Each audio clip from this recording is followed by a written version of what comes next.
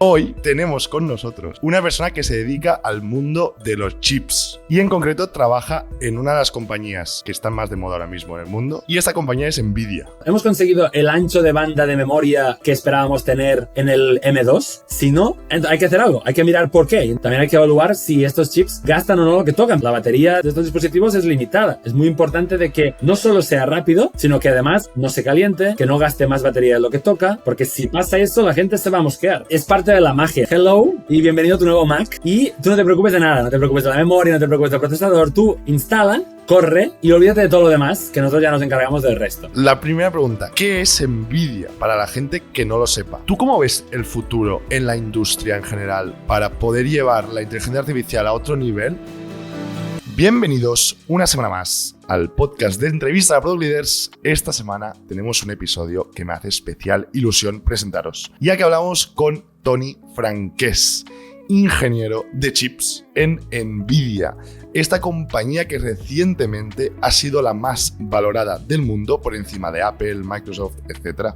Y es indudablemente un caso de éxito del mundo de la fabricación de chips. Como siempre, vamos a empezar hablando de su background. Vamos a ver cómo Tony empieza en este sector. Primero estudiando un máster, un doctorado, moviéndose a Estados Unidos, trabajando después en AMD y después en Apple, donde nos va a explicar cómo era la cultura de Apple cuando trabajaba ahí, cómo funcionaban los procesos de fabricación de estos chips como el M1, M2 o los chips que tenemos en nuestros móviles o iWatch o todos los productos de Apple. Súper interesante esta parte. Para acabar, vamos a hablar de Nvidia y Tony nos va a dar una masterclass de conceptos básicos. Primero nos va a explicar cómo se hace el modelado de las GPUs. Después vamos a hablar de las diferencias entre una CPU y una GPU, y esto con dos ejemplos que se entienden súper bien. Y por último vamos a hablar de CODA, el lenguaje de programación creado por Nvidia para programar estos chips. Tony nos va a explicar su perspectiva del futuro y cómo ve el sector de los chips avanzando a la velocidad de la luz con todos los avances tecnológicos y de inteligencia artificial que están apareciendo día a día. Sin más, no os olvidéis en darle like a este vídeo, suscribiros y activar la campanilla que nos ayuda muchísimo. Y sin más, os dejo con la entrevista de esta semana a Tony Franquès. ¿Qué tal, Tony? Hola, Dani. Buenas tardes. Hemos tenido muchos tipos de podcast, para también darte un poco de contexto. Ha venido gente al podcast de ingeniería, más como CTOs, gente de tecnología o de datos, más gente de diseño, más gente puramente de negocio, product management. Pero hoy tenemos con nosotros una persona que se dedica al mundo de los chips, que ahora explicaremos un poco qué es esto. Y en concreto trabaja en una de las compañías que están más de moda ahora mismo en el mundo, ya que hace poco alcanzó la valoración de compañía más valorada en el mundo, superando a Apple, Microsoft y demás. Y esta compañía es Nvidia. Empezamos por aquí. Entonces, solo por ello, esto ya es un podcast muy interesante. ¿Dónde estás, Tony, antes para que la gente se ubique? Ahora mismo en mi casa, que es en Mountain View, en lo que llaman la Bay Area, lo que llaman el Silicon Valley, en California. Y a 10 minutos tengo Santa Clara, que es donde está la oficina, donde están los headquarters de Nvidia. Y también a un cuarto de hora está Cupertino, que es donde está la sede también de Apple. Y aquí en Mountain View en concreto es donde tiene la sede los de Google. Entonces Google tiene también un campus muy grande al lado del mar y también está a 10 minutos de aquí de nuestra casa. Ya ves que un poco cada ciudad de esta zona aquí es un poco como en Barcelona, que están el Hospitalet, luego Barcelona, todos se tocan un poco. Aquí similar, uno está al lado del otro, cada uno se conoce por su propia compañía. Mountain View tiene Google, Menlo Park tiene Facebook, Cupertino tiene Apple, Santa Clara tiene Nvidia, Sunnyvale tiene Amazon, creo, en fin, ya ves, un poco la zona. Bueno, lo más top del panorama tech en unos pocos kilómetros de distancia. Sí. Entonces, antes de nada, vamos a empezar, si te parece, me gustaría preguntarte cuál es un poco tu historia y cómo has llegado a donde estás ahora, siendo Senior Architect, que no he comentado en Nvidia. Sí. Pero antes de ello, ¿cómo ha sido tu historia? ¿Qué cosas y retos has pasado? Tienes una historia muy guay. Yo la conozco ya, pero para la gente que no la conozca, es súper interesante. Sí. El resumen a gran escala, antes de quizá entrar en detalles, es es básicamente una trayectoria profesional que se debe a una trayectoria académica productiva y que por una condición o por otra luego deriva a encajar de lo que había estudiado o de lo que había trabajado también durante el doctorado, que también ahora lo comentaré, a luego el trabajo que directamente se está haciendo en empresas como en Apple o en Nvidia hoy en día. Vale. Pero básicamente todo esto empieza en antes incluso de la carrera, porque realmente me encontraba ya que desde pequeño siempre me dedicaba mucho a desmontar coches teledirigidos, ordenadores, todo lo que se ponía por delante, luego intentar montarlo, la mayoría de veces no satisfactoriamente por lo menos, bicicletas, todo lo que fuese. Entonces siempre me daba cuenta de montar robots por fascículos, que también los montaban también cada semana y llegaban aparte. Sí. Y esto yo creo que fue lo que más o menos me hizo entender que a mí lo que me gustaba era el mundo de la ingeniería y sobre todo de probar y de investigar a ver cómo funcionaban las cosas. Luego, cuando terminé la ESO, tocó ir a bachillerato por inercia, como todo el mundo hacía, pero al cabo de un par de meses vi que eso no funcionaba. Y justo por casualidad me encontré un día a un antiguo compañero de la ESO que me decía que se había pasado a ciclos formativos.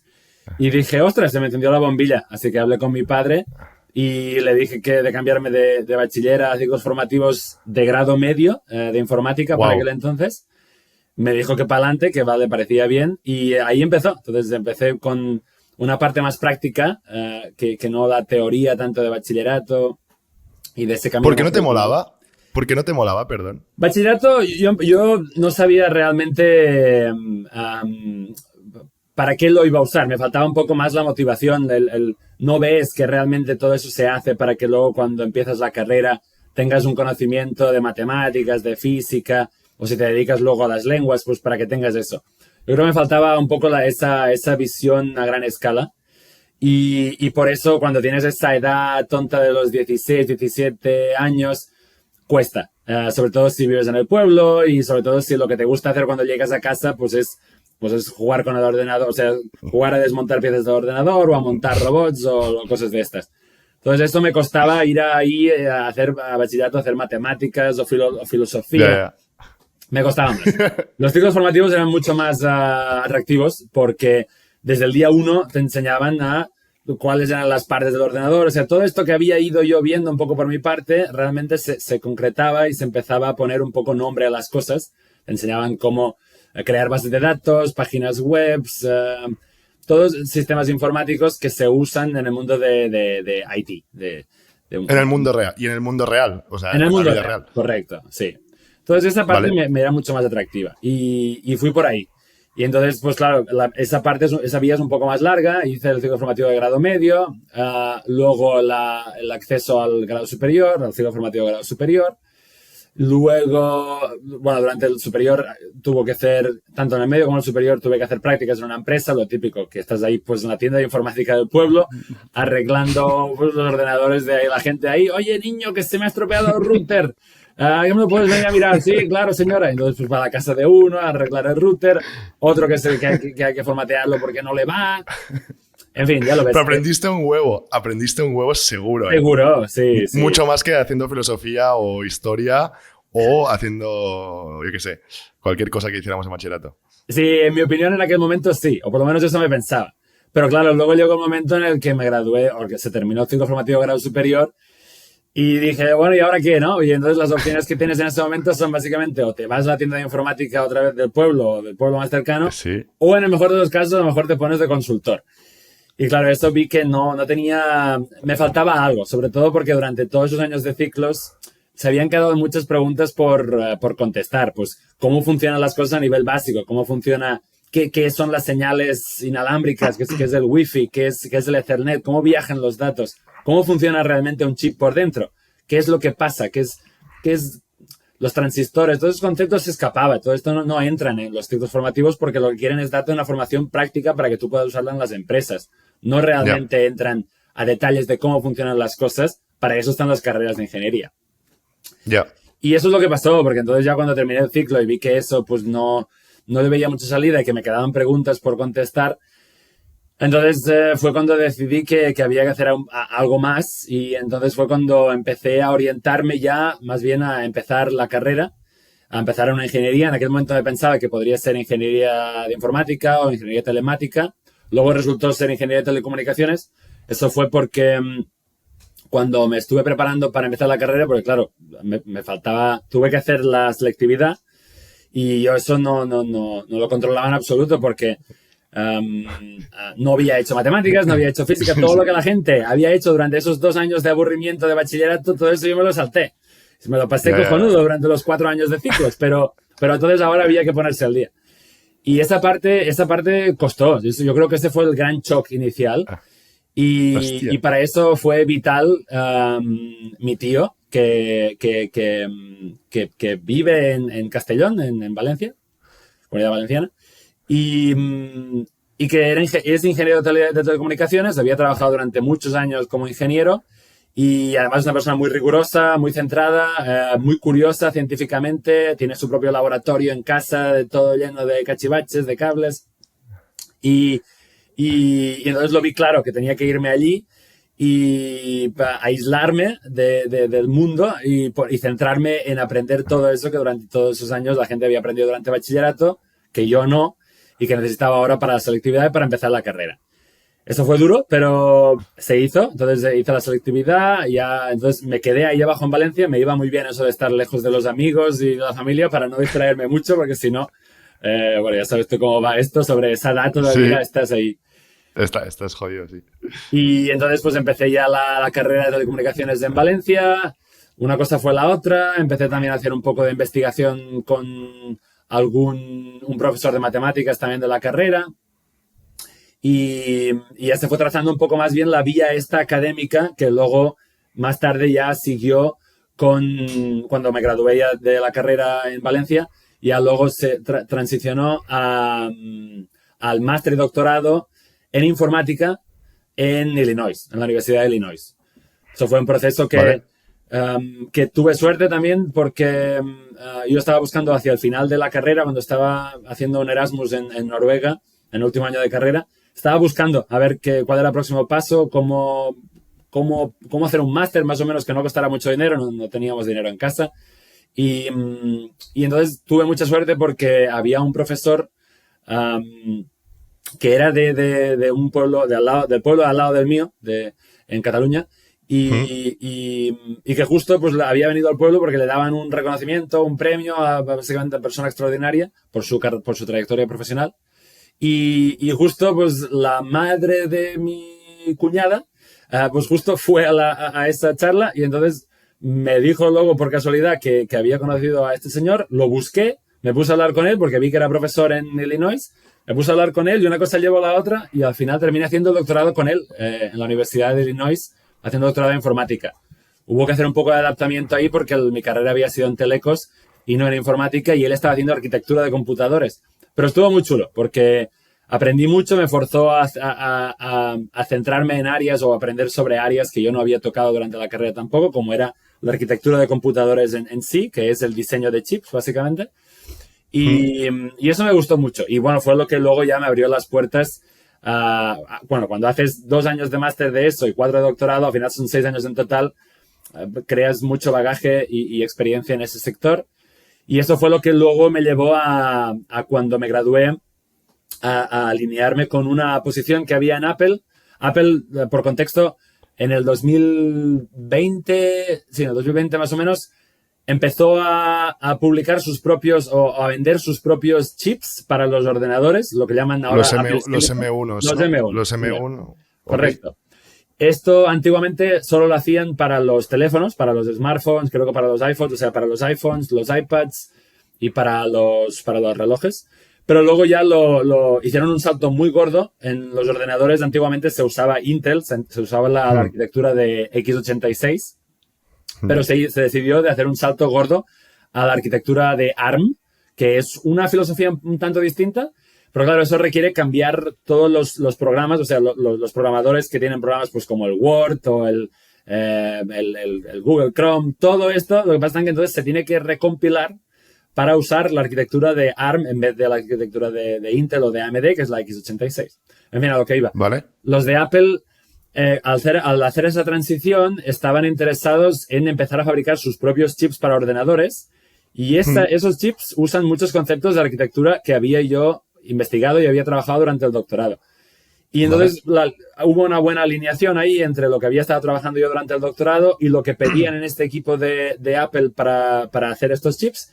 Y entonces hice las entrevistas justo cuando era el último año de doctorado y empecé a trabajar ahí. Y ahí estuve un par de años trabajando en eso. ¿Qué tal trabajar en Apple? Ya es como muy generalista esta pregunta. No, pero no. ¿Es la cultura tal como parece desde fuera? La gente, o sea, yo me imagino un día en Cupertino, es como las WWDC, rollo, que es todo súper verde, brutal, los espacios súper diáfanos. ¿Es así, literal? Totalmente.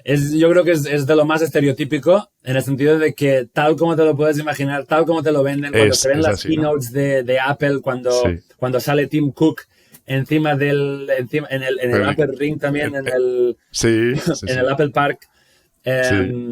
Cuando sale ahí se ven todos estos jardines verdes y se ven la gente ahí. Eso es tal cual. Eso es tal cual así.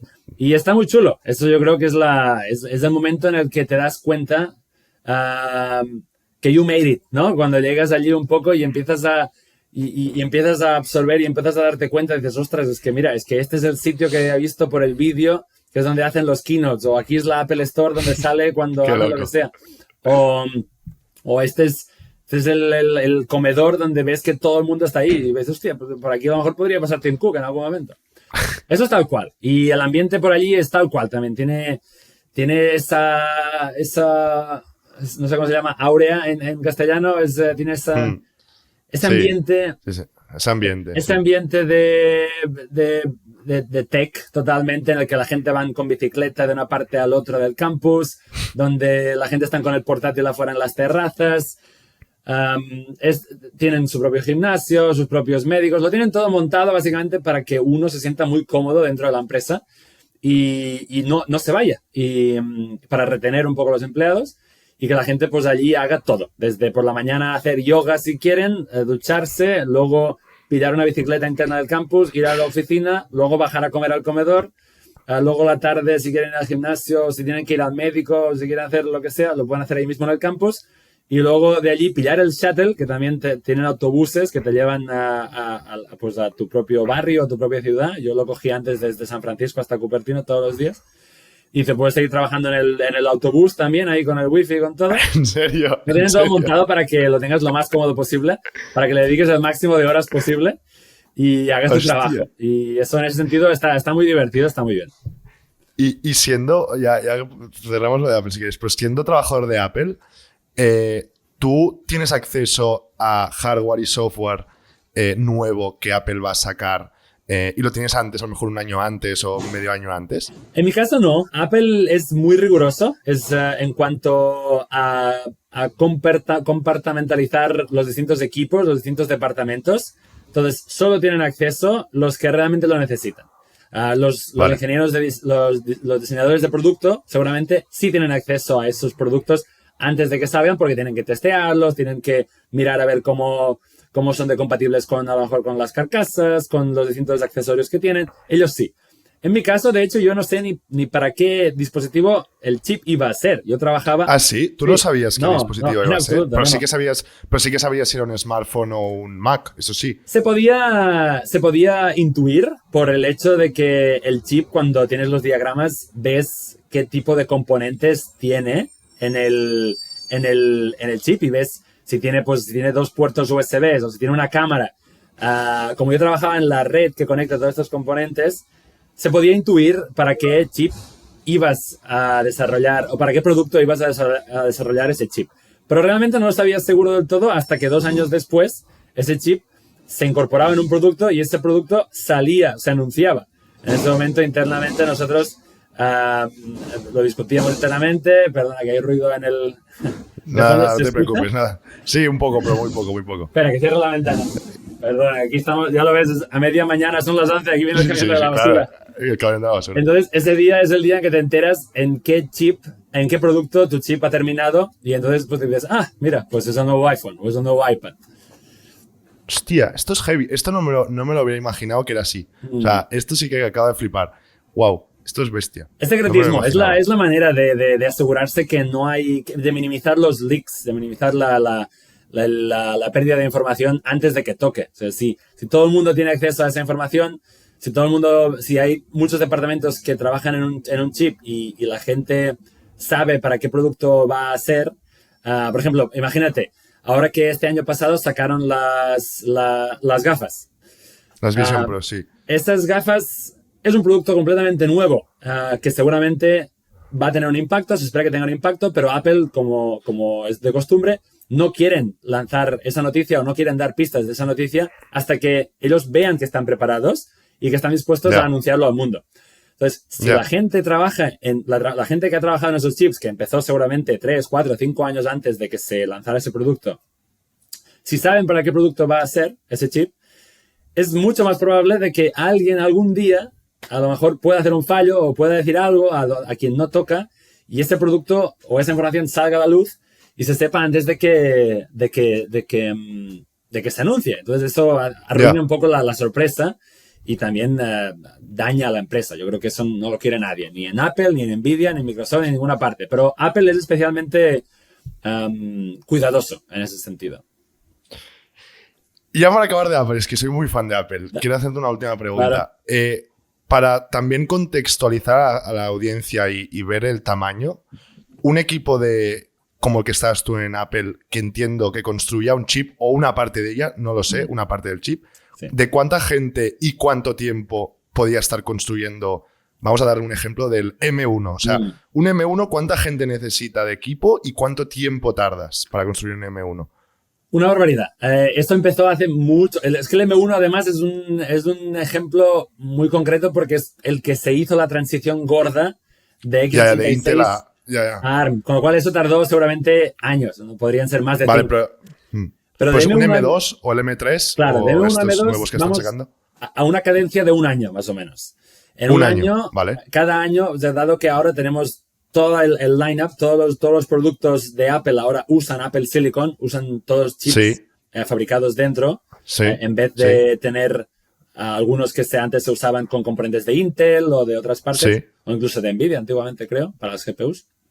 Como nosotros se fabrica todo ahora dentro de la casa, dentro de Apple.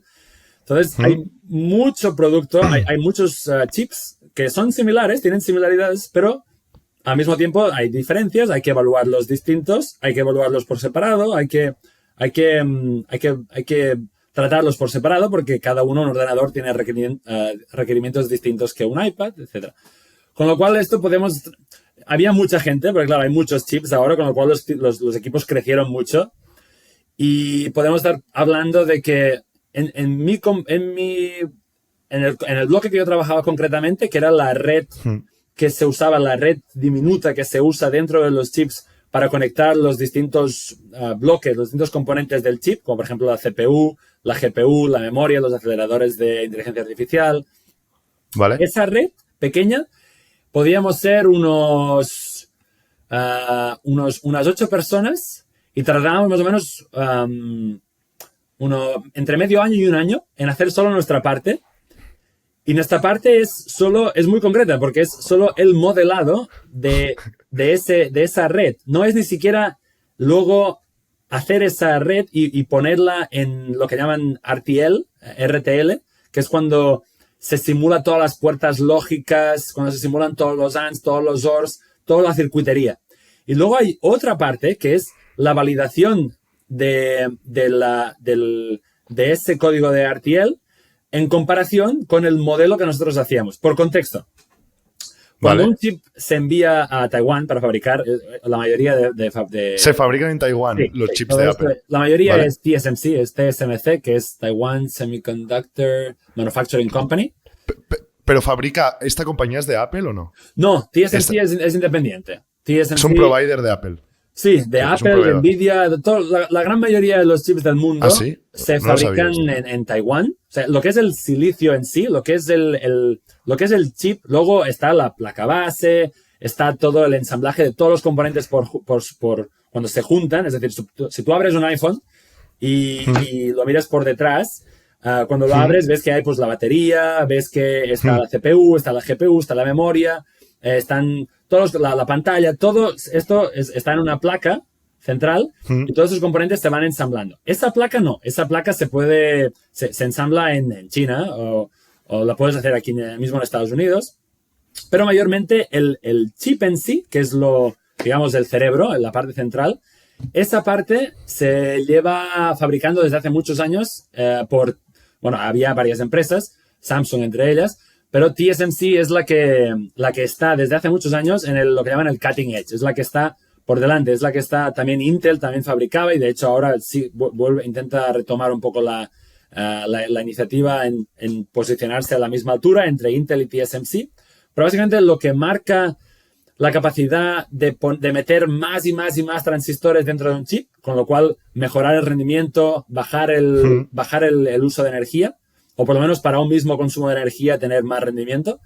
Eso lo determina el fabricante del chip, que es TSMC o es Intel, y eso es la clave ahora mismo. De ahí que la situación geopolítica de Taiwán sea tan importante para Estados Unidos y para el mundo, porque realmente si hay un conflicto entre Taiwán y China, las consecuencias son muy grandes, en el sentido de que hay muchas compañías por todo el mundo, ya no solo las compañías tecnológicas, sino también de armamento o también de automovilísticas que dependen de estos chips, con lo cual mantener esa estabilidad es muy importante para el resto del mundo.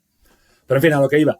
Estos chips se fabrican en Taiwán y entonces luego nosotros diseñamos en Cupertino y evaluamos en Cupertino y en Cupertino y en otros equipos que están en Alemania, en Israel.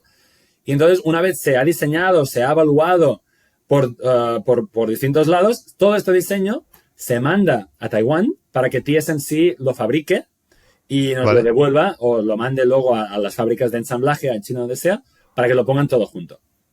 Pero claro, es un proceso muy costoso. Entonces uno no puede diseñar el chip y mandar un prototipo esperando que todo funcione, gastarse millones en el prototipado y luego esperar a que todo funcione y entonces debugar y hacer procesos de test en esos prototipos. No puedes iterar. No puedes iterar. No puedes iterar en absoluto. Entonces lo que hacemos es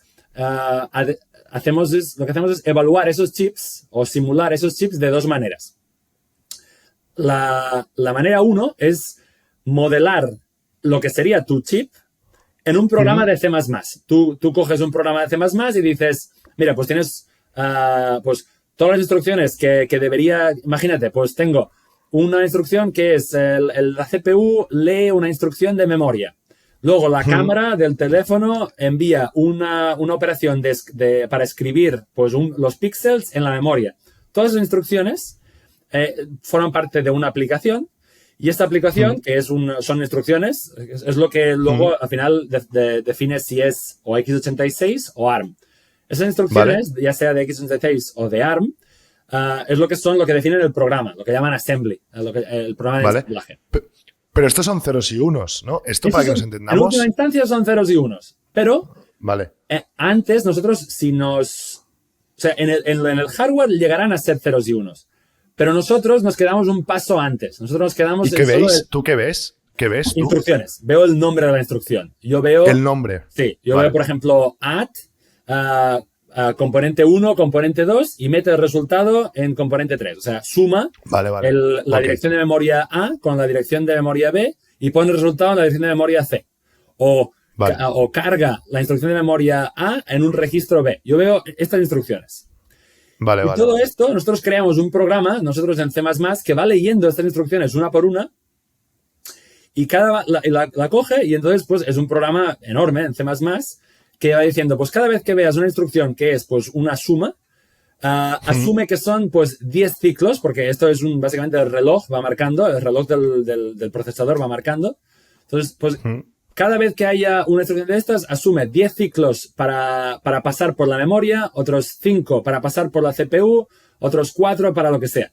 Entonces, nosotros cogemos todo esto, la cantidad de ciclos que cada parte de este proceso se supone que tiene que tardar en el chip final cuando se fabrique, y lo simulamos. Nosotros, en vez de ejecutarlo en un chip de verdad, decimos, esto es como si lo hubiéramos ejecutado y hubiera tardado 5 ciclos. Y esto 4 ciclos. Y vamos sumando todos esos ciclos. Lo vamos sumando todo. Y vamos midiendo también, pues, cuánto ancho de banda, cuántas instrucciones por segundo podemos ejecutar, cuántas instrucciones podemos cargar. En general, vamos midiendo estadísticas. Y al final del programa, medimos todas esas estadísticas, las ponemos todas juntas, hacemos gráficas y vemos si realmente las expectativas de cómo se diseñó ese chip, porque esto lo hacen los arquitectos, si las expectativas si se corresponden con lo que hemos visto luego en el simulador.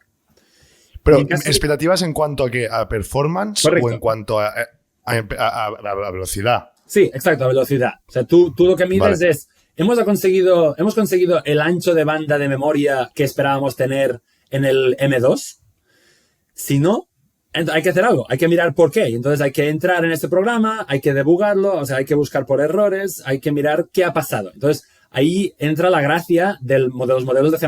Eso es muy, muy fácil de hacer en C++ porque puedes ir instrucción, o sea, tú puedes mirar dentro de este programa que nosotros hemos construido, este simulador que hemos construido, y poner pues prints. Podemos poner mensajes para que se impriman en pantalla. Esto se ejecuta en un ordenador tradicional. Esto en programación normal también se hace. Correcto, exacto.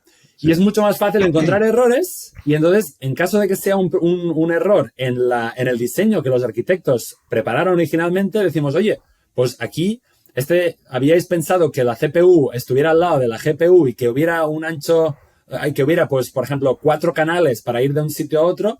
Y estamos viendo que con esto no es suficiente, porque el ancho de banda que conseguimos es inferior al que vosotros esperáis. Entonces nos dicen, y vale. Entonces se cambia. Y entonces se cambia. Sí. Hostia. Entonces los arquitectos tienen que repensar dónde recolocan. A veces, ahí hay inputs de todo el mundo, porque este modelo que yo te he hablado, este simulador, es solo para performance, pero luego está también el modelo de energía, porque también hay que evaluar si estos chips gastan o no lo que tocan, porque claro, la batería de estos dispositivos es limitada. Es muy importante de que no solo sea rápido, sino que además no se caliente, que no gaste más batería de lo que toca, porque si pasa eso, la gente se va a mosquear. Entonces, todos estos inputs, alguno se va a quejar de que el programa pues, no da el ancho de banda que toca. Los del equipo de power, de energía, se van a quejar de que a lo mejor para esta aplicación, para esas instrucciones, no se consigue el máximo de energía que debería consumir. Cada uno se va encontrando cosas y todo ese feedback se va a los arquitectos.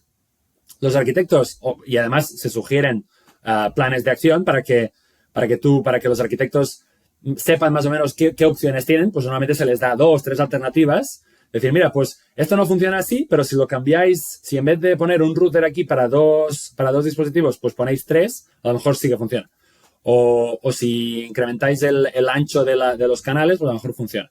Entonces ellos lo evalúan, como ellos tienen un poco la big picture, tienen un poco toda la información de todo lo que les llega por todos lados, lo evalúan, se hace un nuevo anuncio de cuál es el nuevo diseño, se envían las actualizaciones a todos los equipos que están por debajo, los del simulado, en el que estaba yo, los de energía, los demás, se reevalúa todo y se sigue iterando.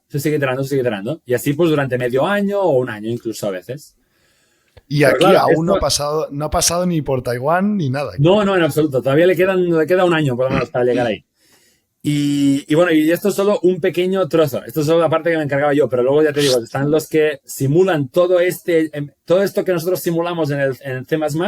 Luego está un equipo que los simula en RTL. O sea, los simula diciendo, pues aquí hay una puerta lógica AND. O sea, todo lo que yo en C++ es una función y que digo, pues aquí pilla variable A y pilla variable B y lo sumas. Estos en RTL no lo pueden hacer así. Lo tienen que hacer como diciendo, pues esta señal que te viene por aquí y esta señal que te viene por aquí, lo metes en una puerta lógica AND o OR o lo que sea. Y sale ese valor de ese circuito y esa señal tiene que propagarse y tiene que darle tiempo para que esa señal llegue al siguiente flip-flop o llegue al siguiente transistor y se vaya propagando. Con lo cual tienen problemas de que a lo mejor la frecuencia, se dan cuenta de que la frecuencia del procesador es demasiado alta y la señal no da tiempo de que se propague por el circuito y no llegan los resultados a tiempo a la siguiente unidad. Entonces, eso también es una cosa que nosotros en el simulador no podemos detectar en C++, pero que ellos en RTL sí que pueden. Entonces, también es otro feedback que hay que dar también a los arquitectos. Hay muchas partes, ya lo ves. Con lo cual, darte un número exacto de cuánta gente trabaja en un equipo o cuánto tiempo es complicado. Es complicado. Ya ves que está muy comportamentalizado. Para la audiencia que trabaje con Mac, ¿vale? Yo, por ejemplo, cuando yo tengo el MacBook Pro M2, ¿vale? Sí. Y me acuerdo perfectamente del día que en el equipo nos dieron, tanto el equipo de programación como a mí, al CTO y demás, nos dieron el MacBook Pro M2. El programador en general es un profesional que exprime el ordenador mucho más que cualquier otro profesional, ¿no? Entonces es alguien que sabe apreciar exactamente de lo que estamos hablando. Que a lo mejor una persona que usa el Excel, por decir algo, no lo puede apreciar tanto, ¿no? Porque a lo mejor la capacidad que él tiene para exprimir ordenador no es tan alta. Y me acuerdo perfectamente el día que Víctor, un programador de Finetic, me dijo: Dani, este ordenador, el M2, es el mejor ordenador que he probado en mi vida. Y es por algo. Entonces, realmente es muy curioso ver de dónde viene todo ese proceso de creación de un chip que tiene muchísima tela. Pero la realidad es que es útil, coño. O sea, perdón por la expresión, pero quiero decir que se nota. O sea, que no es algo que quede por desapercibido en un ordenador o lo que sea. Se nota. Entonces, es espectacular esto de los chips y de en concreto de Apple cómo lo hace. O sea, súper top. Totalmente. Y yo creo que también es parte de la magia, ¿no? También de coger toda esta complejidad, extraerla de la vista, de la visión, ¿no? de la perspectiva del usuario y ponerla en una caja, en un producto, abrir la pantalla y hello world, hello y bienvenido a tu nuevo Mac.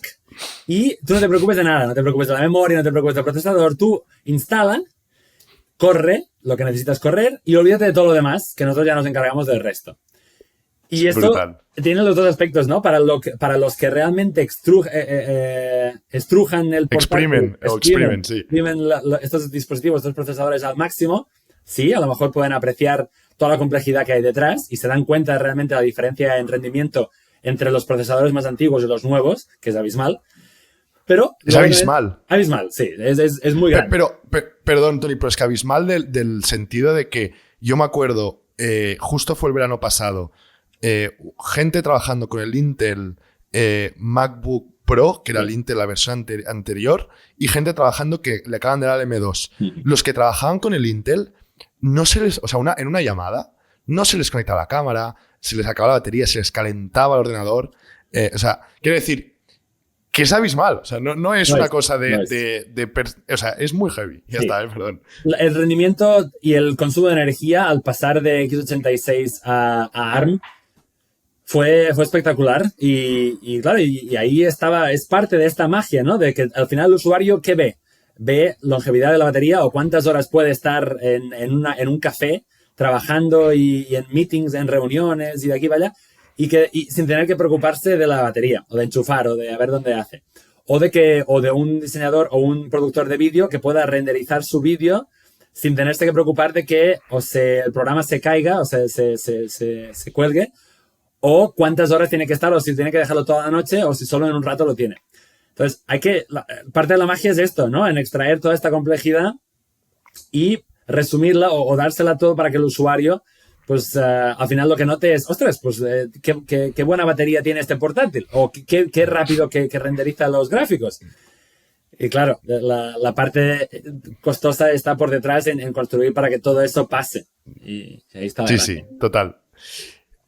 Vale, sintiéndolo mucho, nos vamos a ir de Apple, porque a mí Apple se me iluminan los ojos, pero nos vamos a ir a la actualidad, a Nvidia. Tú ahora trabajas en Nvidia.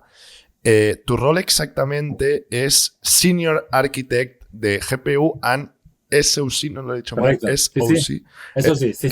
Modeling, System on Chip. Entonces, primero de todo, la primera pregunta, ¿qué es Nvidia para la gente que no lo sepa? Dudo que haya gente que no lo sepa de este podcast, pero ¿cómo resumirías Nvidia? ¿Qué hace Nvidia?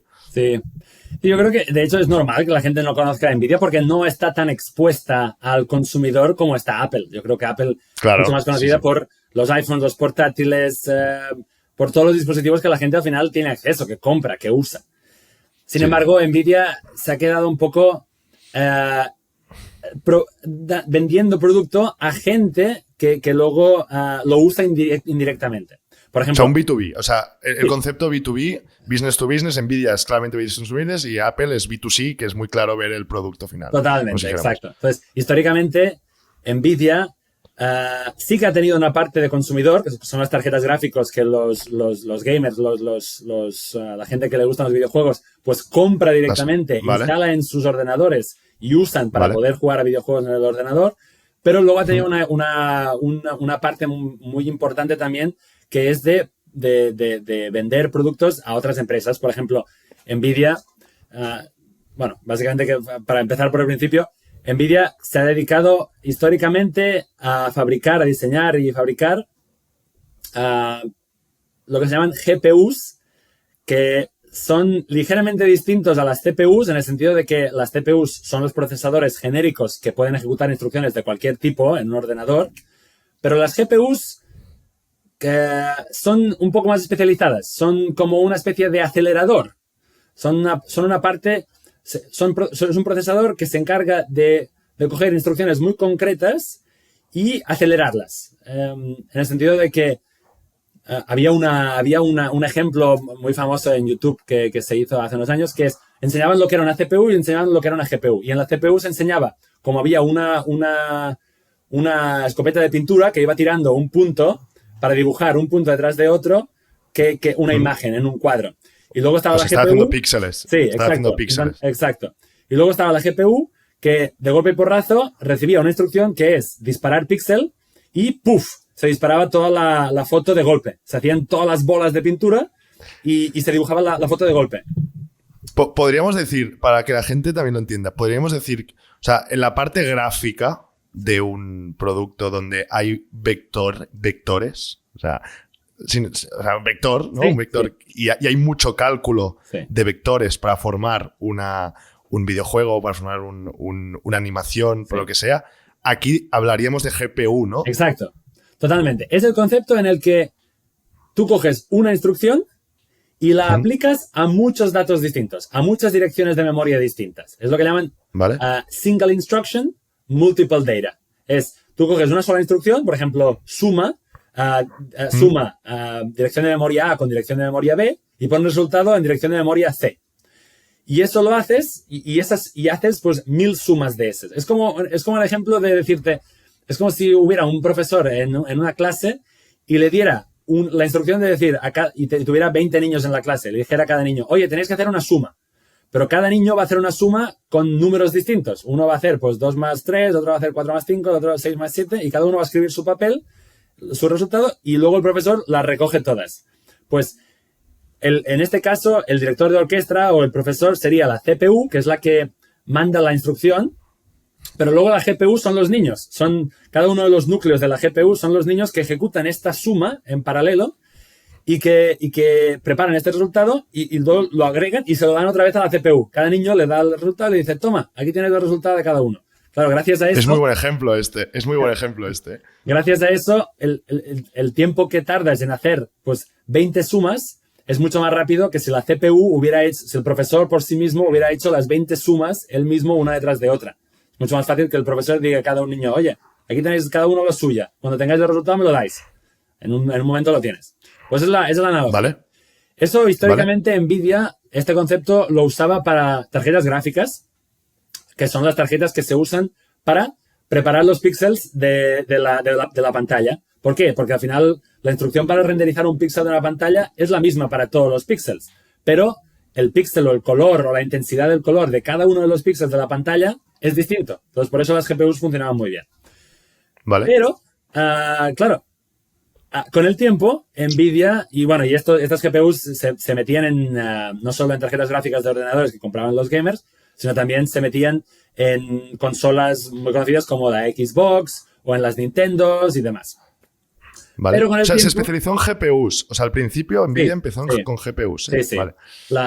El mercado de Nvidia se basaba en vender tarjetas gráficas a otros fabricantes, o sea, fabricantes de consolas, Nintendo o Xbox, o directamente para el consumidor, como se hace hoy en día, el consumidor de los gamers y demás, que compran tarjetas gráficas o incluso en su momento usaban para para minar, porque bueno, entrando un poco para minar. Ahora entraremos en la parte de cripto, que también Nvidia tiene algo que ver. Porque, claro, la gracia de eso es que la gente al tiempo, o sea, eso históricamente se usaba para tarjetas gráficas, para solo píxeles y demás, ¿no? Pero con el tiempo, claro, la gente empezó a pensar y decir, a ver, tengo un acelerador aquí dentro de instrucciones, ¿para qué más puedo usar estas GPUs que no sea solo hacer píxeles? O sea, ¿para qué me puede servir tener un acelerador dentro de mi máquina que le pueda dar una instrucción y que pueda hacer miles y miles y miles de operaciones en paralelo con esta sola instrucción, pero con distinto dato? Claro, el caso del Bitcoin, por ejemplo, era muy fácil porque la instrucción era la misma para todos, que era hacer el hash del seed.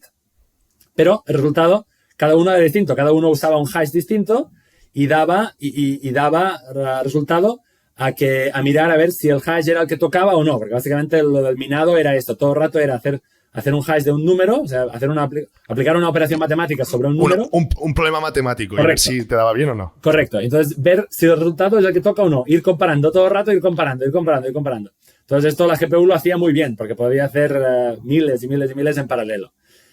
Por eso las GPUs no se usaban para eso, se usaban GPUs. Pero pasan los años y llegan todos los modelos de inteligencia artificial. Y había una competición muy famosa que se basaba en dar un problema común a todos los equipos que quisieran participar, en el que se daban un set de datos, se daban una colección de datos, de imágenes o algo así, para entrenar un modelo de inteligencia artificial, y luego se daban otro set de imágenes o otra colección de datos o de imágenes que se tenían que usar para preguntarle, o sea, para pasárselas al modelo y para cada una de estas preguntarle, oye, esta imagen que te he pasado, ¿qué es? Y entonces ver si el modelo lo adivinaba correctamente o no, y según eso, acumular puntos, digamos, y tener una accuracy level, obtener un nivel de aproximación o un nivel de correctness. Sí, ¿cómo se dice en español esto? Para ver si básicamente cuántas habías adivinado bien y cuántas no. Sí. Entonces, quien adivinaba más de este set que daban para hacer los tests, para hacer la competición, el que acertaba más ganaba la competición. Pero claro, este tiempo era limitado. Entonces, la gente empezó a ingeniar a ver cómo podían correr estos modelos, a ver quién tenía el mejor modelo, porque te daban carta blanca, o sea, te daban dos sets de datos. Te daban uno para entrenar tu modelo y otro para competir, digamos. Entonces la gente usaba esto, y lo que tú uses aquí en medio para cómo entrenar este set y cómo adivinar este segundo set, aquí cada uno tiene lo suyo. Y entonces hubo un equipo que le dio una vuelta de tuerca a las GPUs y empezó a usar las GPUs tradicionales de Nvidia para correr estos modelos. Con el resultado de que lo petaron. Se ganaron el concurso ese año y el juego se cambió. Eso fue un game changer. Entonces, se empezó a ver que las GPUs eran la manera más eficiente de entrenar y de correr estos modelos de inteligencia artificial. Y a partir de aquí, Nvidia, yo creo que empezó a trabajar con universidades, con equipos, en gente del sector de inteligencia artificial, para ver cómo podían mejorar las herramientas que Nvidia daba a estos investigadores, o en general a toda la gente que quisiera correr modelos de inteligencia artificial, para hacerlo más fácil posible. Y de aquí salió CUDA. CUDA es el lenguaje que se usa para programar las GPUs de una manera tradicional, digamos, de la misma manera que podríamos programar pues, un programa tradicional de C++. Normalmente las GPUs no se programaban así, se programaban con las librerías, con OpenGL o Vulkan, que son todas estas librerías que los videojuegos usan, que dicen, pues ahora renderiza este triángulo, todo esto, son muy concretas para gráficos. ¿Son rollo Unity o cosas de estas? Exacto, no tiene que ver. Exacto, correcto, ¿sí? Es eso. Son librerías que los creadores de videojuegos usan estas librerías y dicen, vale, pues renderiza aquí, porque básicamente lo que hacen son crear muñequitos y luego lo hacen todo a base de triangulitos muy pequeños. Entonces cogen los vértices de esos triángulos y los procesan y ven cómo les da la luz, a ver qué colores tiene y todo eso. Y esos son los que estas librerías como Unity, Vulkan, OpenGL, todo esto hacen y hablan directamente con el hardware, con la GPU, para que procese todas las instrucciones. Pero claro, tú no puedes coger esta librería de Unity o lo que sea y usarla para entrenar un modelo de inteligencia artificial, porque las instrucciones lo que quieres que hacer es distinto. Al final, los modelos de inteligencia artificial son multiplicación de matrices. Y entonces lo que quieres decirle a la GPU que haga son multiplica esta matriz con esta otra y pone el resultado en esta otra. Entonces necesitamos otra herramienta. Y de ahí fue cuando salió CUDA. CUDA, C-U-D-A, es el lenguaje que NVIDIA inventó en su momento. Hostia, esto no lo sé. Para poderle ofrecer a todos estos usuarios que querían usar las GPUs para otros propósitos que fueran distintos a los tradicionales de gráficos. Y a partir de ahí la gente empezó a utilizar CUDA para todo. Entonces empezó a utilizar CUDA en las farmacéuticas, empezaban a utilizar CUDA para correr todos, o sea, para ejecutar todos sus algoritmos para detectar interacciones sobre moléculas. Los físicos empezaron a usar CUDA para hacer sus propias simulaciones de cómo los distintos objetos del universo interactúan, las fuerzas gravitacionales, cómo se mueven los cuerpos. Y a partir de ahí se empezó a poner GPUs en todos los data centers, los supercomputers más famosos. Por ejemplo, en Barcelona está el Mare Nostrum. Mare Nostrum lleva usando GPUs de NVIDIA desde hace mucho tiempo, no porque quieran renderizar unos gráficos cojonudos en la pantallita del Mare Nostrum, sino porque el Mare Nostrum usa o corre simulaciones para toda esta gente, los meteorólogos, físicos, químicos, farmacéuticas, y al final, como al usar CUDA, todas estas aplicaciones usar CUDA, entonces podían correr estos programas de CUDA en las GPUs de NVIDIA, en los supercomputers. Y yo creo que la mayor fuerza a día de hoy de los supercomputers, los ordenadores estos gigantes, son las GPUs. GPUs, ancho de banda y una buena CPU. Y poner miles de ellas juntas. O sea, que todas trabajen en concreto, para que a lo mejor tengas miles de GPUs ejecutando incluso la misma instrucción o las mismas instrucciones sobre distintos datos durante horas. Y Tony, ¿cómo aparece aquí? ¿Qué papel juegan los famosos LLMs, Large Language Models? O sea, ¿cómo aparecen aquí en esta jugada? Sí. ¿También a raíz de esto o no? Totalmente a raíz de eso. Totalmente a raíz de esto. Por contexto, antes del 2020, 2021, me gustaría enseñar la gráfica aquí ahora mismo en el podcast, pero si ves La podemos poner, ¿eh? La podemos poner en postproducción, no pasa nada. Pues sí. Te mandaré el enlace para que veas el share, o sea, la proporción del revenue que NVIDIA sacaba de las tarjetas gráficas. O sea, las tarjetas que se mandan, porque, por cierto, se mandan a partir de este uso de CUDA versus comparado con tarjetas gráficas, NVIDIA empieza a sacar dos líneas distintas de chips y las vende por separado. Vende los chips que se venden en estos supercomputers, en los data centers y demás, y luego está la línea de chips que son las GeForce, que son las tarjetas gráficas que se siguen usando hoy en ordenadores para gente que quiere jugar a videojuegos, o los chips que venden para los ordenadores de los coches, por ejemplo, para que los coches puedan detectar pues cambios de carril o para navegación, etcétera. Entonces, como tenemos estas dos líneas de chip que se venden por separado en NVIDIA, también se puede ver cuánto revenue dan cada una de estas dos líneas por separado. Entonces, se ve en la gráfica hasta 2020, 2021, donde la proporción de los chips que se venden para tarjetas gráficas sigue siendo superior a las que se venden para los data centers. Hostia. Hasta que llega GenAI, hasta que llega Generative AI, LLMs, OpenAI. NVIDIA empieza a enviar GPUs para CUDA, o sea, para utilizar GPUs para computing en vez de para graphics. A OpenAI y a todas estas grandes empresas de modelado de AI, sale un producto como es ChatGPT y de repente todo el mundo ve esta prueba de concepto. Bueno, ChatGPT explota, todo el mundo empieza a usar ChatGPT, todo el mundo empieza a hablar de GenAI. Todas las grandes compañías se empiezan a poner las pilas. Llevaban años. Google llevaba años trabajando en su propio ChatGPT. Microsoft también para Bing. O sea, todo el mundo llevaba trabajando en esto. Facebook con Llama. Todo el mundo llevaba años trabajando en esto. Pero nadie había atrevido a darse el paso porque nadie sabía que en el momento en el que se publicaba su propio producto, la gente lo iba a usar y iba a juzgarlo. Y si lo usas y si lo lanzas antes de tiempo y le preguntas a tu ChatGPT, ya sea el de Microsoft o lo que sea, y le dices, oye, ¿quién fue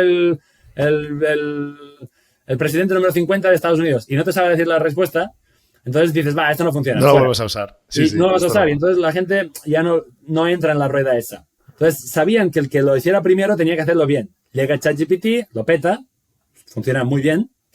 Y a partir de ahí todos dicen, nosotros también tenemos un nuestro. Espérate. Y entonces Microsoft... Nvidia. Bueno, sí, exacto. Y entonces, Nvidia, dame chips, dame más. Claro, pero antes ¿cómo lo hacían? Los metas con Nvidia. Sí, también lo hacían con Nvidia, pero a una menor escala, porque eran departamentos de investigación, o sea, eran departamentos por separado, pero no era parte del producto grande de la empresa. O sea, Microsoft tenía un departamento que se dedicaba a investigar el uso de LLMs, Google también, y cada uno lo usaba, pero a modo de investigación, un modo, pues, vamos a ver qué pasa con esto. Y entonces compraban chips, pero a menor escala. Pero claro, de repente llega ChatGPT, saca su producto y claro, todo explota. Y entonces todo el mundo a correr. La prueba de concepto ha salido al mercado, todo el mundo ve que este producto funciona, entonces todo el mundo se da prisa para productizar lo que sus departamentos de investigación habían trabajado desde años. Claro, a partir de ahí todo el mundo picando a la puerta. Nvidia, por favor, tienes chips. Pues claro, lo que eran data centers antes, que eran de una proporción así, estas empresas ahora han hecho data centers de tamaño así, para que puedan correr modelos más grandes, más rápidos, más bien entrenados, más accurate. Aquí hay una duda. Y ahí se ve donde explota el revenue de Nvidia en el departamento de chips para AI. Y entonces esto se ve en 2020-2021, que coincide justamente con el 2021-2022, que coincide justamente con el lanzamiento de ChatGPT. Sí. Y se ve claramente ahí donde salta la proporción de chips que Nvidia vende para computación. Es desproporcionadamente más alto que el porcentaje que se usa para gráficos, que continúa estable, porque la gente no ha comprado más ni menos chips para gráficas. Un poco más porque el autonomous driving, todos los coches autónomos usan estas GPUs también para detectar a ver si hay objetos, si hay gente pasando por la calle y demás.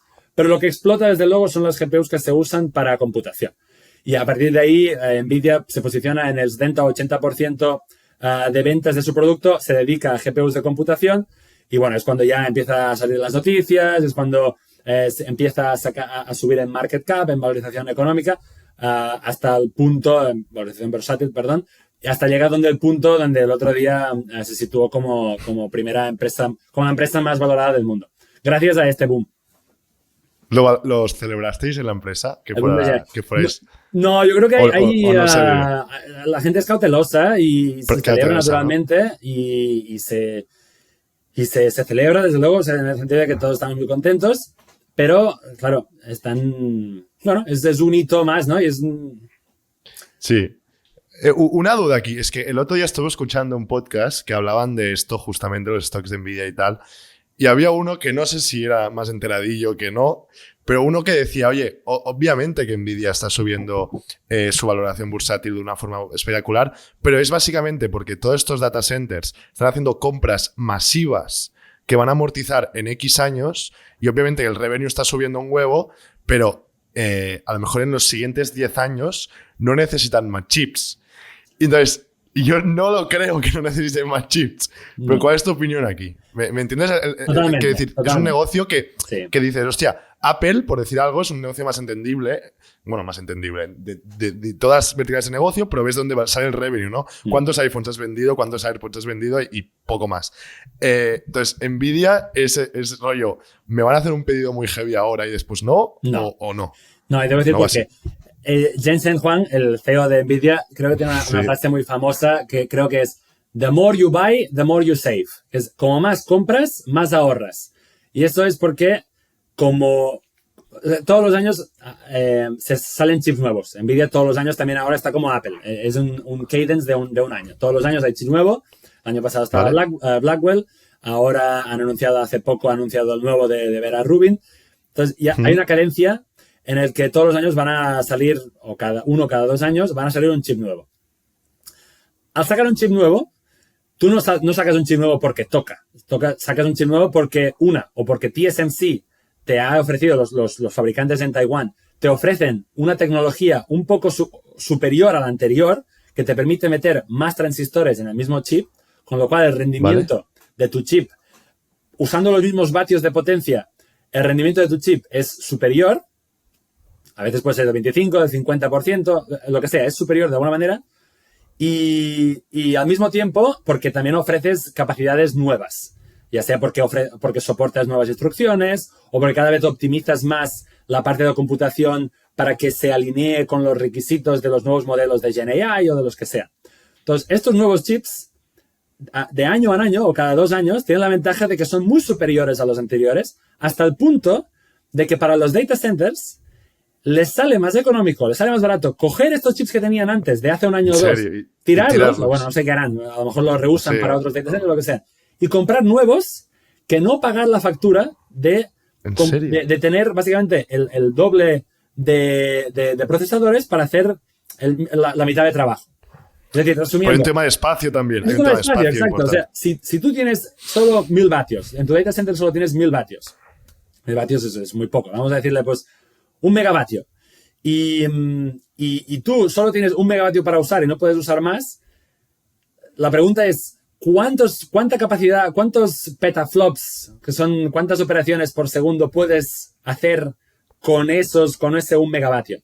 Entonces, la respuesta es, en 2022 puedes tener X, pero es que en 2023 o 2024 vas a tener X multiplicado por 2.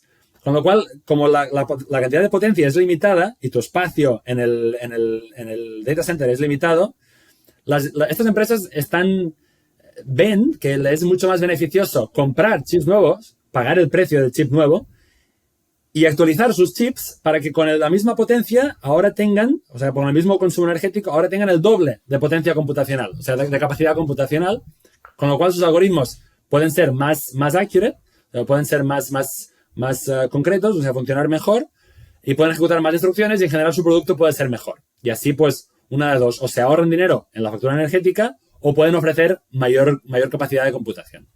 Pero por eso hay una cierta continuidad una cierta expectación de que estas empresas van a seguir comprando ese producto.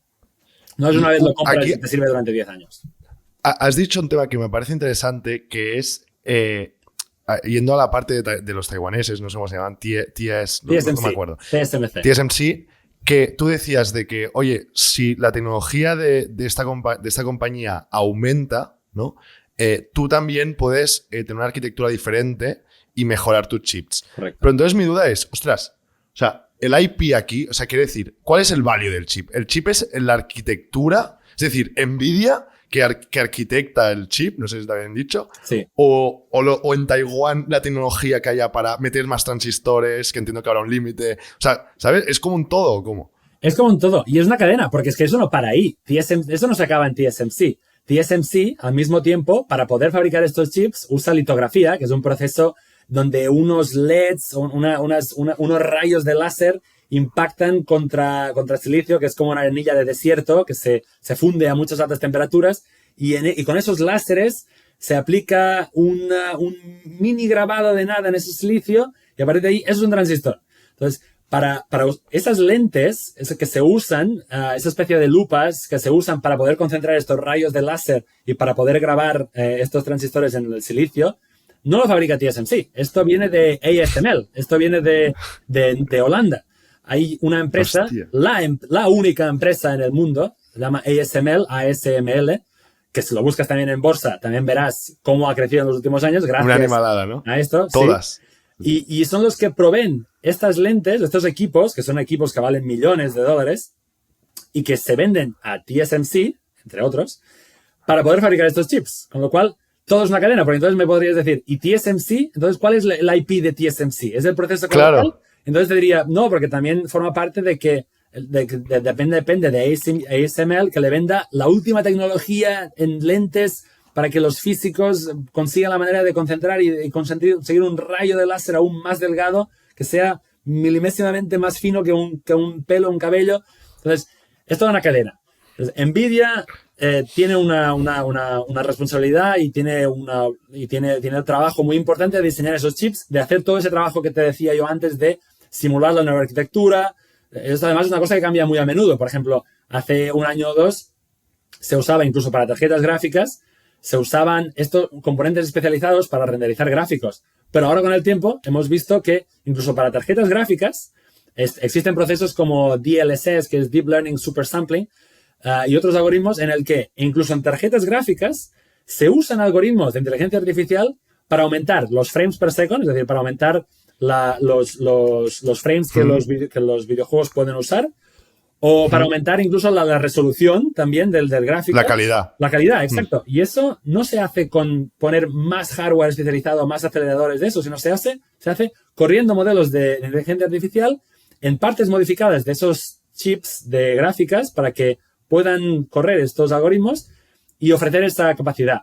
Entonces, NVIDIA continuamente está innovando y está cambiando la arquitectura de estos chips para adherirse, para alinearse con las tendencias de mercado y con los algoritmos que luego usan. Porque claro, eso tampoco es la cadena. Por un lado está TSMC, ASML, pero por el otro lado, también por la parte alta de esas capas, de esa cadena, NVIDIA está en medio, pero luego están los diseñadores de esos modelos, los que hacen todas estas librerías. Entonces, NVIDIA como está un poco en el medio y va cogiendo un poco las dos. Dice, TSMC, ¿qué me puedes ofrecer? ¿Qué tecnología me puedes ofrecer este año? ¿Cuántos transistores puedo meter en el chip? Tantos.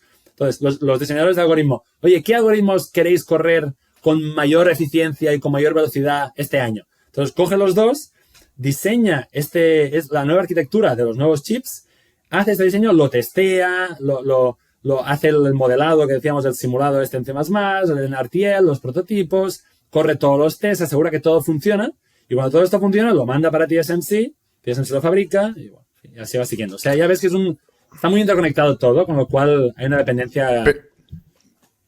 Pero lo que está claro es que NVIDIA, o sea, es el gran ganador. Porque, ostras, tú, como NVIDIA, no sé qué márgenes debe tener, pero él no fabrica en sí. O sea, él es casi, debe tener, no sé si márgenes de software, pero casi. O sea, realmente ahí está la potencia de la compañía también. Y por eso entiendo que también será valdrá tanto, coño, porque o sea, no se ensucia, ¿sabes? O sea, quiero decir, es todo casi software, es una locura. Es brutal. Por cierto, es lo mismo que hace Apple. Apple no fabrica sus propios chips tampoco. Los fabrica por TSMC. Pero los iPhones y demás sí que fabrica Apple, ¿no? O sea, fabrica en el sentido de que hace el motherboard y demás, pero el diseño de los chips como tal, Apple no fabrica. O sea, el silicio de los chips también se manda a TSMC. O sea, TSMC fabrica los chips para Apple, los chips para NVIDIA, con lo cual esta tendencia se aplica a todos los... A todos, sí. Excepto Intel. Intel es lo que se llama también un fab. O sea, están las compañías que son fabless, que son como NVIDIA o Apple, que diseñan pero no hacen el fab. El fab es el silicio en sí. Y luego están las compañías que diseñan y hacen el fab. Lo que creo que se llaman founders. Entonces, estas, como Intel, que diseña sus chips y luego además los fabrica, como el equivalente de TSMC. Pero luego están otras como Apple o NVIDIA que sí, diseñan y no se ensucian las manos, como decías tú, fabricándolo como tal, pero hacen todo el resto. No, y que es lo importante, cuidado. O sea, todo es importante. Todo es importante. Sí, pero, por ejemplo, Apple, lo que es el hardware, no el chip, pero el hardware del iPhone, sí que lo fabrica Apple, ¿no? Sí, ¿no? De todo lo que es la estructura. La pantalla también creo que viene de otros sitios. Hay diferentes. Don't call me on that. Pero sí, creo que Apple... Hay partes, componentes que los fabrica Apple mismo desde cero, como puede ser, pues a lo mejor la estructura del iPhone, incluso las baterías, todas las unidades de potencia, todos los reguladores, a lo mejor la placa base como tal. Y luego está la otra parte que es la CPU o digamos el SoC, que es el System on Chip, de ahí el título también de mi rol, que es lo que decíamos al principio. System on Chip, que es un System on Chip es cuando metes una CPU, una GPU, una memoria, todo en un solo chip. Y eso es lo que fabrican en Taiwán, en TSMC. Entonces esto lo ponen en los componentes que Apple mismo ha fabricado y que ha puesto y que ha ensamblado y te venden el producto. Vale. Mola. Ya para ir como al último tema que me gustaría comentar contigo, es súper interesante toda esta parte de entender bien cómo funciona esta industria que es fascinante, pero yendo más al GenAI o LLMs, inteligencia artificial, como queramos llamarlo, ¿tú cómo ves el futuro? O sea, claro, nosotros, o sea, yo en mi trabajo, ¿no? O en el trabajo de la inmensa mayoría de gente de software, claro, se queda al final de la cadena de todo, ¿no? Donde ve el modelo runeando a partir de un prompt, que normalmente es así porque poca gente está haciendo modelos propios, porque se está viendo de que no es del todo rentable y apalancarte en un tercero incluso puede ser mejor. Entonces, ¿tú cómo ves el futuro en la industria en general para poder llevar la inteligencia artificial a otro nivel? ¿Y cómo están avanzando los chips? ¿Tú los ves? O sea, ¿ves que hay algún límite ahí? O sea, no sé si me explico. O sea, ¿tú ves límite en el chip en sí o en dónde? A ver, sí que es verdad que cada vez nos vamos a aproximar. Hay un momento, habrá limitaciones físicas en el que habrá principios básicos físicos que no se podrán superar, me imagino. O sea, tú no puedes hacer cada vez este rayo de láser que impacta contra el silicio, no puedes hacer infinitamente pequeño, porque de algún punto tiene que salir. Y este punto de donde salga no puede ser infinitamente pequeño, tiene que ser de una cierta... físico. O las lentes, o sea, o a lo mejor habrá interacciones con las moléculas de oxígeno que se pongan en medio del láser y que hace que absorban la energía y que con lo cual la energía no llegue al silicio. Habrá algo que pondrá una limitación que nos impedirá seguir reduciendo, seguir esta tendencia tradicional, digamos, que venimos usando desde hace tiempo. Que ya no es tradicional en el sentido de que ASML y todo esta gente que se dedica al diseño físico de estas máquinas están haciendo absolutas barbaridades. Creo que ahora ASML, la última tecnología ahora están en 2 nanómetros o 3 nanómetros, que es básicamente, creo que es la distancia entre dos partes del transistor. ¿Vale? Hacen barbaridades. O sea, ahora mismo creo que es que tiran la luz a una gota de algo y la refracción de esa gota impacta contra el silicio y entonces esa refracción es lo que acaba imprimiendo el transistor.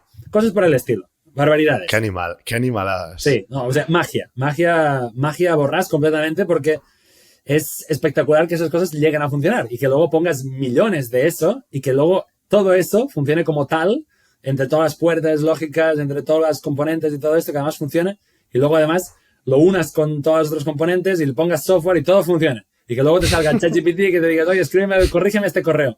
Y que te lo diga. O sea, es espectacular, es magia completamente. Es espectacular, Pero en fin, a lo que íbamos. Esta tendencia tiene un punto en el que me imagino que habrá una limitación que será difícil de superar. Pero también están otras filosofías, otras ramas de la computación que están empezando, como la computación cuántica. Desconozco completamente este tema, con lo cual me cuesta mucho opinar, pero sí que es verdad que a lo mejor hay otras filosofías en las que nos vamos un poco de la tecnología CMOS que veníamos usando tradicionalmente y nos metemos a lo mejor en bits cuánticos en el que a lo mejor esos algoritmos son capaces de aumentar su rendimiento gracias a que el hardware que está por debajo, en vez de ser transistores tradicionales, son bits cuánticos que a lo mejor nos permiten pues, ejecutar esos algoritmos pues 10, 20, 30 veces más rápido, lo que sea. ¿Qué quiere decir un bit cuántico exactamente? Es un bit. Normalmente los bits son o 1 o 0. Normalmente los bits en informática son o pasa corriente o no pasa corriente. O hay voltaje o no hay voltaje. Es como una puerta, o está abierta o está cerrada. En los bits cuánticos no es así. Hay múltiples estados. No es un estado concreto. No es un 1 o es un 0. No es binario. No es binario, exacto. Puede haber una combinación puede haber distintos valores y la gracia está en que estos valores pueden ocurrir al mismo tiempo. La física cuántica es muy confusa, yo no la entiendo, pero yo creo que va un poco por esa línea. Va un poco en la línea de que pueden tener como una solapación, un solapado de estados al mismo tiempo que te permite correr o asumir distintos valores de un bit al mismo tiempo. Usaban un ejemplo del gato de Schrödinger, no sé si alguna vez lo has conocido, como una analogía que decían, hasta que no mires, o sea, ponían un gato en una caja, espero que no lo llegan a poner, pero ponían un gato en una caja y entonces había como una botella de veneno y entonces había una partícula radioactiva que depende de si se degradaba o no, porque la degradación de material nuclear, como es el plutonio, tiene una cierta aleatoriedad. Entonces, depende de si esa aleatoriedad llegaba a que la partícula saliese y le diese a un detector y que entonces ese detector reventara el veneno y con lo cual el gato se muriese o no, este proceso cuántico de la descomposición de esta partícula nuclear, creo que solo se podía saber el valor de si había ocurrido o no cuando abrías la caja, es decir, cuando se observaba. Solo tomaba un valor concreto cuando lo observas. Pero hasta que no lo observas puede tener con una cierta probabilidad puede tener distintos valores al mismo tiempo. Ya te digo, es un concepto un poco abstracto y un poco raro, Entonces, la misma idea se aplicaría en la informática. Podríamos tener distintos valores de bits, no sería 0 o 1, podría ser 0, 1, 2, 3, con distinta probabilidad y podrían ser al mismo tiempo. Y solo se convertiría en uno de estos valores cuando lo observáramos. Yo creo que por ahí van los tiros. Es una auténtica locura, ¿eh? O sea, Sí. no sé dónde vamos a llegar, pero es una auténtica locura. O sea, se viene un futuro muy guapo. Sí. Ya para ir acabando, Tony, Sí. pero me gustaría también entender como tu parte de investigación, que le hemos pasado bastante por rápido, pero, o sea, tú eres un perfil de que viene realmente de hacer un doctorado en la universidad, has estado en investigación, has publicado papers, invito a toda la audiencia que visite tu web, que es afranques.com, la vamos a poner en la descripción, pero quiero decir, tienes una parte muy de investigación. ¿Tú crees que esto ha sido clave para desarrollar tu carrera de tan éxito como lo que estás haciendo? ¿O no? ¿Y recomendarías a la gente hacerlo? Para mí sí, pero he visto a mucha gente que no ha pasado por la rama de investigación y que ha llegado a, no solo al mismo... De tu sector. Sino mucho más lejos. ¿Vale? También es verdad que la audiencia quizá en España asocian doctorado con profesor o con una vía más bien académica, porque en España tradicionalmente los doctorados han terminado siendo profesores o han acabado terminando en posiciones de la universidad, trabajando como profesor, investigador allí, y no en empresas. Pero en Estados Unidos este concepto es distinto. O sea, sí que es verdad que hay mucha gente que después del doctorado terminan en posiciones de profesores, pero las empresas valoran muy positivamente que tengas un doctorado, porque han visto que equipos con ciertos doctorados dentro, o una combinación de equipos con combinación de doctorados y gente que tiene pues máster o grados, esta combinación les lleva a poder disponer de varias herramientas. Yo creo que el doctorado a mí me sirvió mucho para pasarme durante mucho tiempo. El doctorado fueron 2 años de máster y 4 de doctorado como tal, pasa que fue un solo programa de 6 años. Y te pasas mucho tiempo, primero aprendiendo cómo funcionan las cosas por tú mismo. O sea, ahí tú te centras en un tema, que sea el tema que tu profesor más o menos te asocia más o menos. Tú tienes luego tu capacidad para maniobrar, pero te asigna un tema. Entonces, te pasas mucho tiempo aprendiendo sobre un tema, cómo funciona, aprendiendo cuál es lo que llaman el state of the art, cuál es cómo funciona, cuál es lo último sobre ese tema. Y te posicionas entonces en el límite, te posicionas al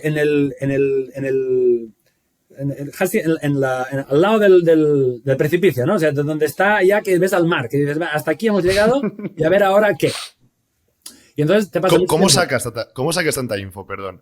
¿Por internet? ¿Open source? Sí, hay muchos artículos de otra gente y vas sacando cosas de Vale. distintos departamentos, que vas pues un poco de aquí, un poco de allí, un poco de los libros, un poco de asignaturas que luego derivan a hacer preguntas a profesores que las imparten.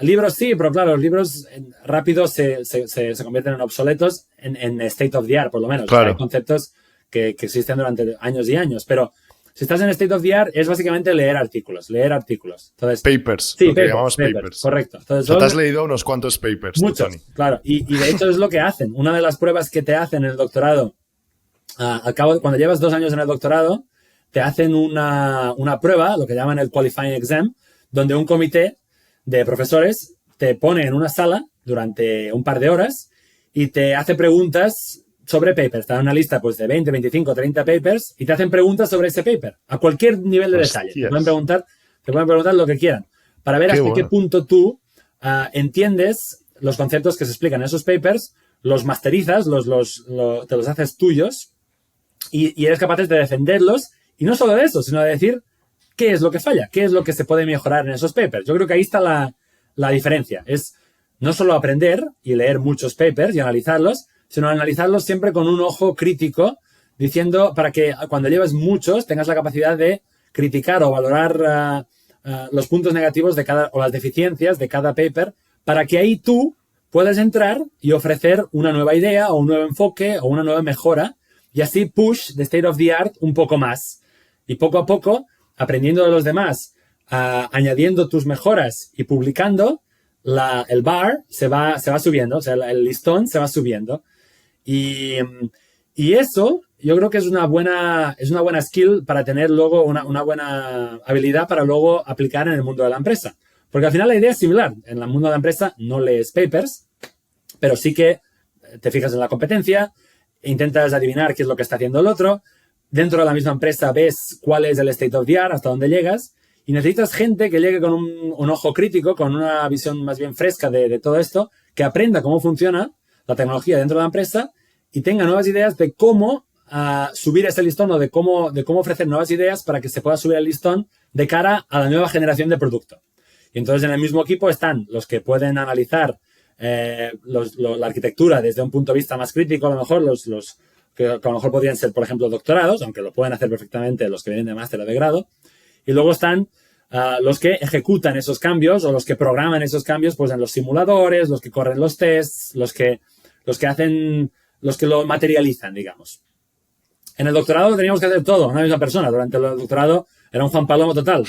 Primero te leías los papers, luego buscabas cómo mejorarlos, luego programabas el simulador, corrías los tests, escribías el paper, te ibas a la conferencia donde fuese que fuera, lo presentabas y luego te ibas de vacaciones un par de semanas para desconectar y volvías. Y así pues un paper y otro. Entonces yo creo que para mí fue positivo tener esa experiencia de doctorado, porque en Apple, sobre todo, el rol que tenía se centraba mucho en eso. Tenía esa red que comentaba al principio que conectaba distintos bloques y al estar en medio, el trabajo se centraba mucho en correr muchos tests y en analizar toda la información, la información que salía al final del test, evaluar todo el ancho de bandas sobre los distintos para poder descubrir qué tipo de bottlenecks, qué tipo de sitios del chip tenía dificultades para alcanzar el rendimiento que se esperaba.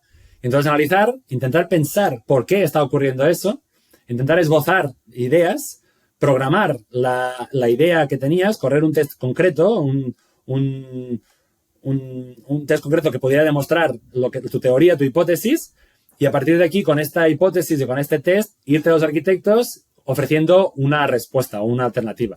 Es lo que hacía con mi tutor, de hecho. Yo constantemente hacía eso. Iba a mi tutor, me decía, he encontrado este problema. Y me decía, vale, ¿qué soluciones ofreces? Y a partir de aquí, pues le ofrecía varias y me decía, no, esta no, porque él con su experiencia veía lo que podía funcionar y lo que no. Y a partir de aquí, pues tú ibas dándole, hasta que al final uno te decía, mira, esto creo que puede funcionar, explóralo. Similar en las empresas. Pero tu rol tiene más valor que el del arquitecto al final. Es más jodido el tuyo. Yo creo que ambos, porque el arquitecto también es muchos años de experiencia de ver cosas que funcionan, cosas que no funcionan. Entonces, es un poco la combinación de los dos. El arquitecto tiene esta visión fresca, tiene como la visión de todo el bosque, y tú estás ahí en un árbol y no llegas a ver todo el bosque, ves tu árbol, pero claro, te centras en un árbol y te falta un poco la visión esta desde 20 metros de altura para poder ver todo el bosque. Yo creo que es un poco así.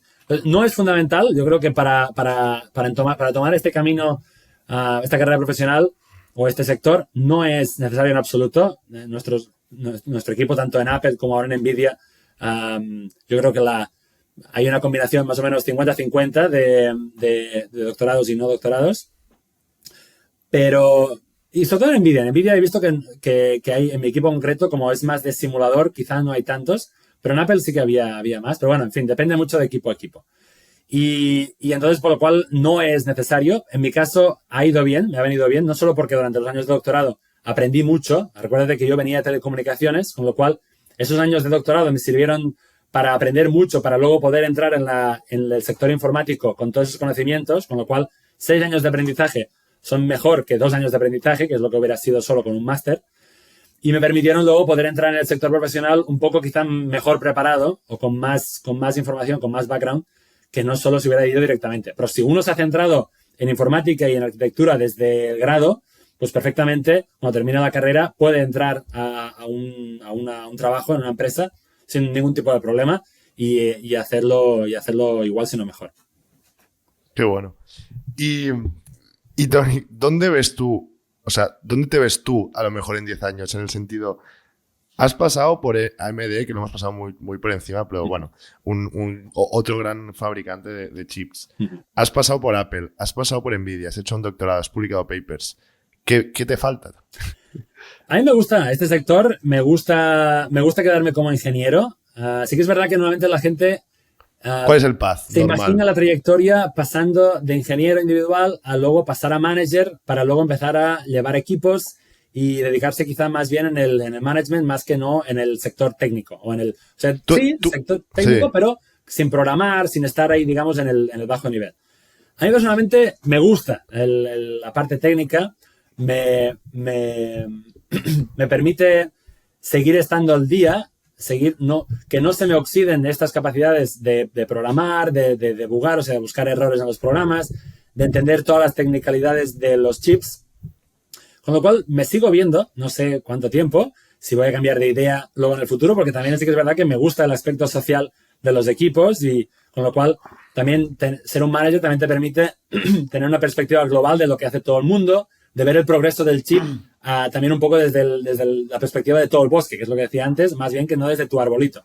Entonces me gusta también ese aspecto y no lo descarto en absoluto, pero sí que es verdad que también me gusta mucho la parte técnica del día a día, de solucionar los problemas, de verlo, de correr test, de mirar los resultados, de debugar, de trabajar con otra gente en la India, por ejemplo, para solucionar un problema, para que ellos trabajen de noche y yo trabajo de día. 24 horas estamos debugando los simuladores. Esa parte me gusta.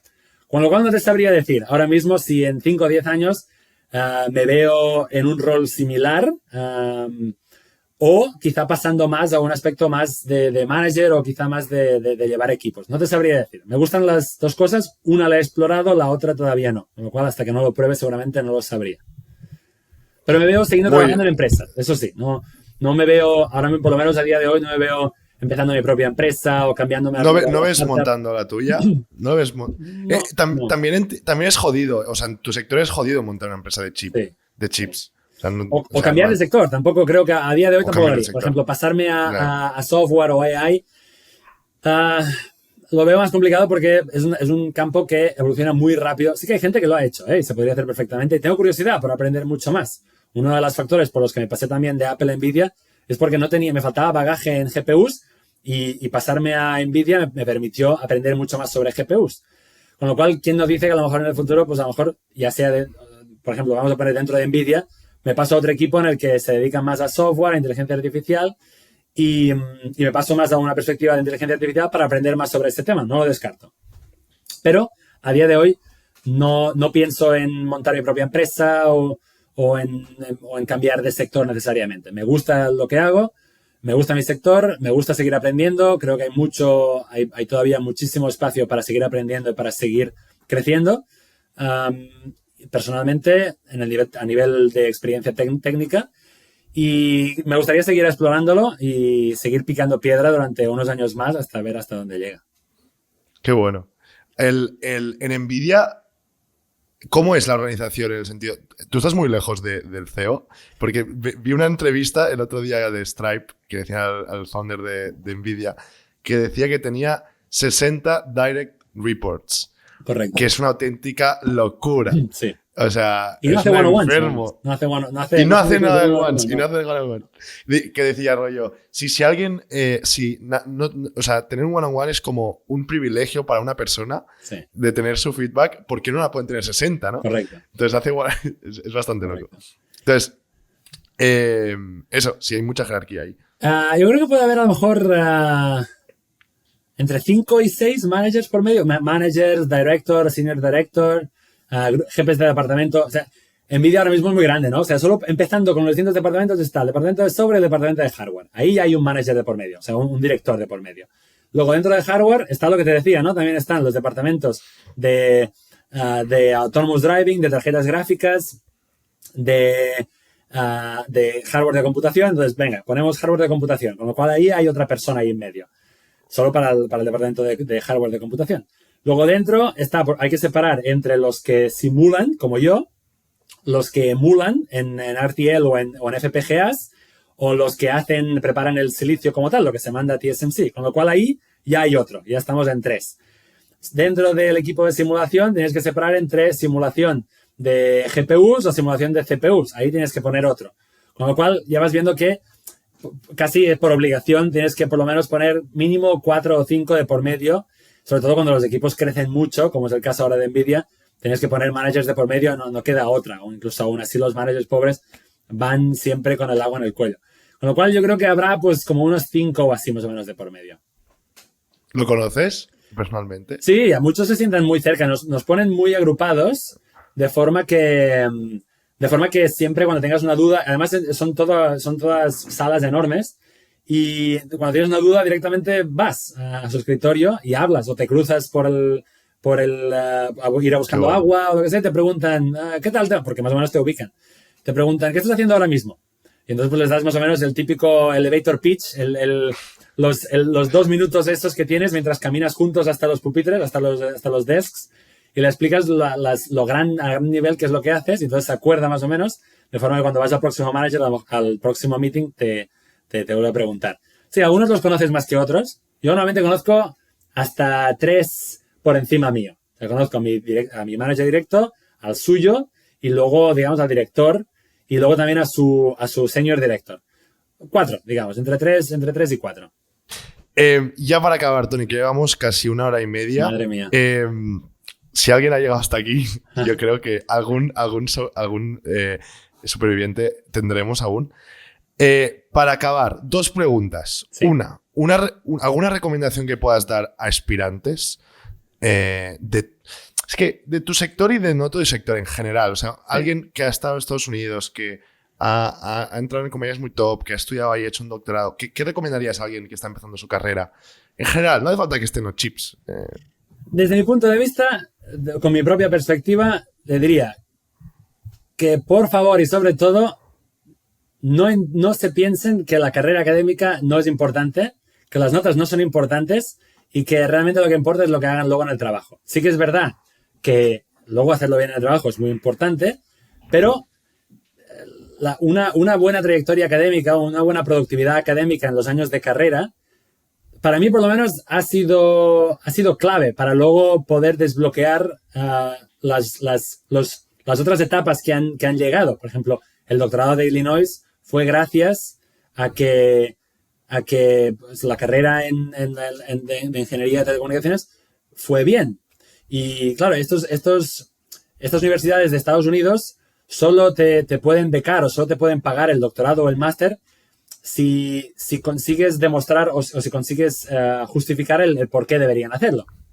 Y esto solo lo hacen si puedes demostrar que la carrera te ha ido bien, que durante la carrera pues has hecho investigación, las notas pues estaban bien, tenías cartas de recomendación de profesores y tomaste la iniciativa para hacer cosas que salían un poco de la norma y básicamente mostrar interés. Porque, claro, cuando estas universidades en Estados Unidos tienen aplicantes de China, de la India, de Irán, de distintos países de Europa, tienen que escoger. Al final pueden entrar una cierta cantidad de estudiantes todos los años y para que unos puedan entrar, otros tienen que quedar fuera. Y entonces ahí tienen que aplicar unos baremos. Esos baremos, pues por desgracia, son bastante estándares y no pueden entrevistar uno a uno para ver el potencial de cada uno, sino que por lo menos de entrada tienen que basarse en notas de grado, en cartas de recomendación, y luego ya empieza la parte de cartas de motivación de uno mismo, cómo justifica el por qué quiere ir allí, cuál es el camino y la historia de cada uno para justificar el entrar en esas universidades. Para mí eso es la parte clave. Yo motivo a quien sea que esté empezando ahora carreras o que esté ahora todavía en la carrera, a que se esfuercen al máximo que puedan.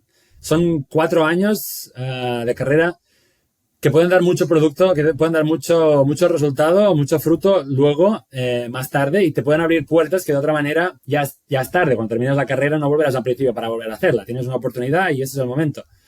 Y es difícil también, clavar la carrera. Totalmente. Y de aquí se ve que mucha gente al final acaba trabajando de algo totalmente diferente de su carrera. También es verdad. En mi caso yo creo que me ayudó el hecho de que como había hecho ciclos formativos de grado medio y grado superior, durante la etapa esa un poco difícil de la adolescencia, yo creo que ya me había desahogado durante los 2 o 4 años esos de ciclos formativos en el que a lo mejor el workload, la carga académica no es tan alta y te puede permitir pasarte más tiempo pues divirtiéndote, saliendo con tus amigos y demás.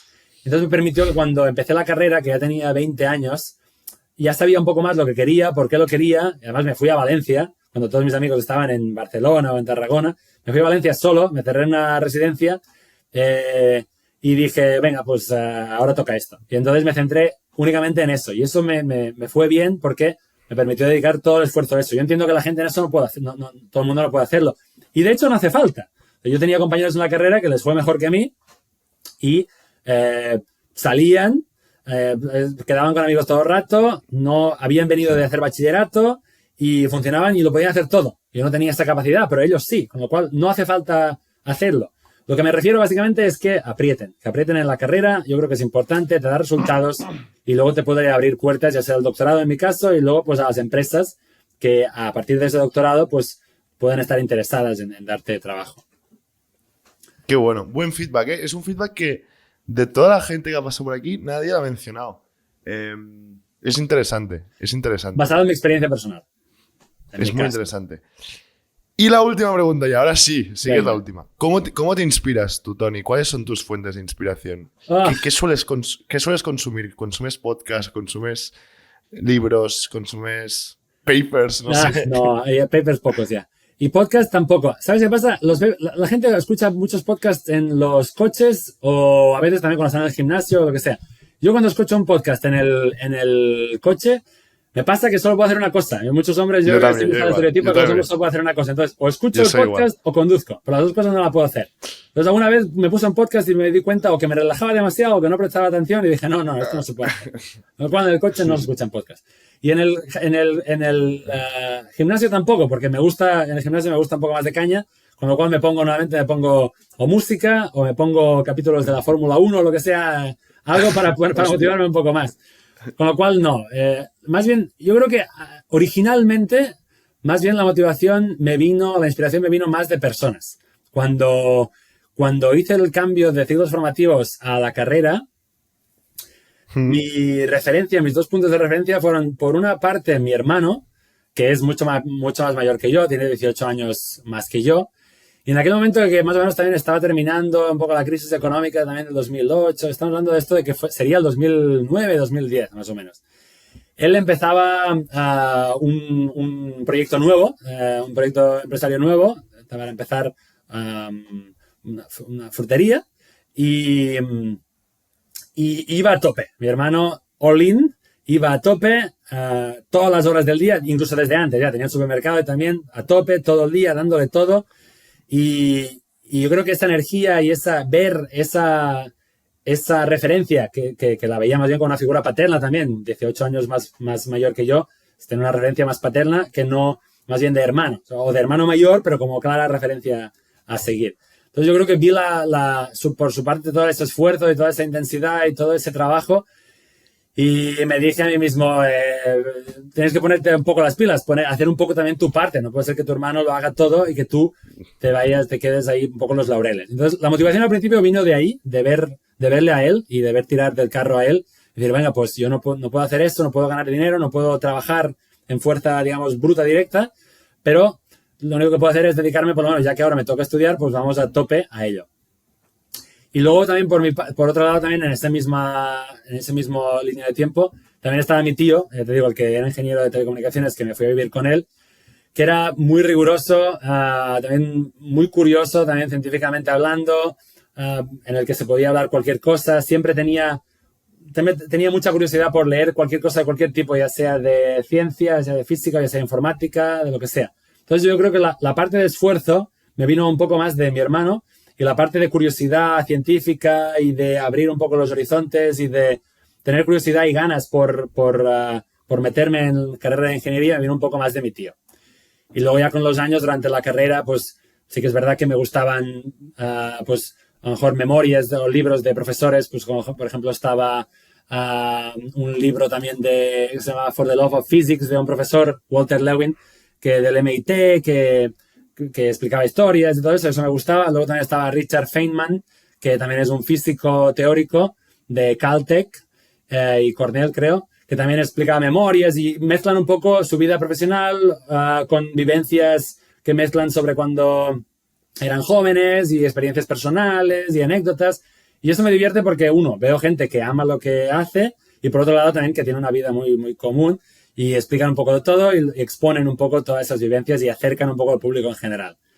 Y eso han sido un poco las referencias, pero no a diario, sino solo un poco así como a gran escala. Al día a día realmente no uso motivaciones o podcasts. Es interesante, porque es verdad que realmente el mayor tiempo lo pasamos muchas veces con familia o gente muy cerca, ¿no? Sí. Hermanos, tíos, padres, etcétera.